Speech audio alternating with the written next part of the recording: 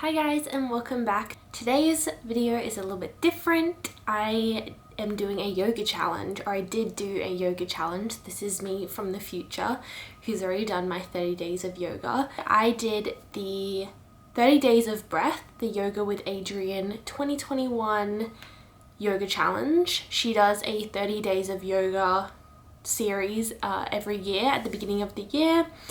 And I usually do them every year, and this year was no different, except that I decided to film it to see if there was any noticeable changes across the 30 days in my flexibility or the moves that I could do, my headspace, my body, anything like that. I thought it would be really interesting, and I have some notes on my phone that I took during the 30 days that I would like to present to you now. Yeah, let's get into it.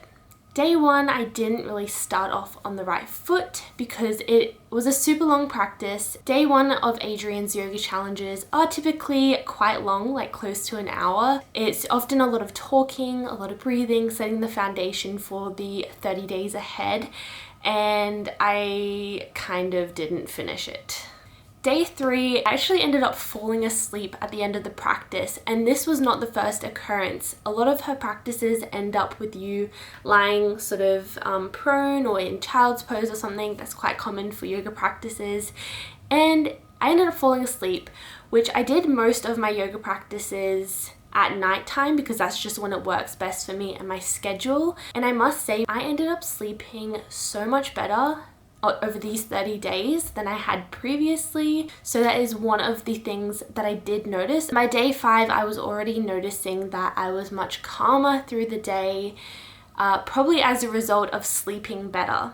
Then we got to day 10 and I did not finish day 10, and this was only 21 minutes, so I can't even say that it was too long.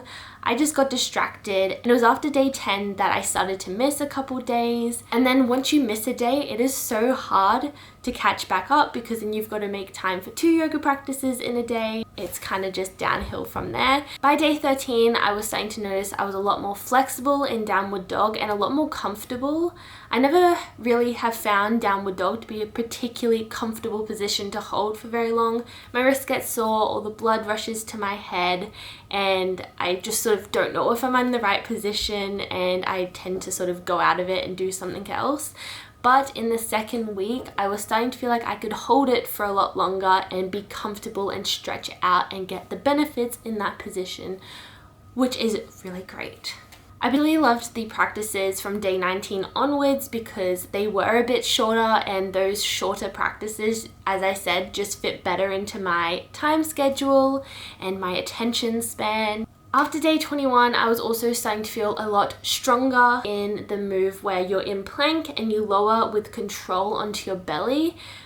Some days, I would just plonk down onto my stomach, but I was really noticing that I could control my movement, meaning that I had been building up strength in my upper body, which is great for me because I have always been so weak in my upper body that I can't even hold a fry pan without my wrist shaking. So that was probably one of my main physical goals from doing this 30-day challenge, was to build up upper body strength. Day 30 I struggled with a little bit because it was a non-guided practice, and I really do like being told what to do in my exercises, so I did find that a bit hard because I would have to constantly be looking at what she was doing, even though I had built up some of that vocabulary in being able to flow through the practice on my own. Yeah, I ended up getting distracted. It was also an hour long, and as I said, I often don't have the attention span to dedicate an hour to yoga. And I really loved doing Adriene's 30-day yoga challenge. As I mentioned, I noticed that I gained not only upper body strength, which is a big plus for me, and also core strength.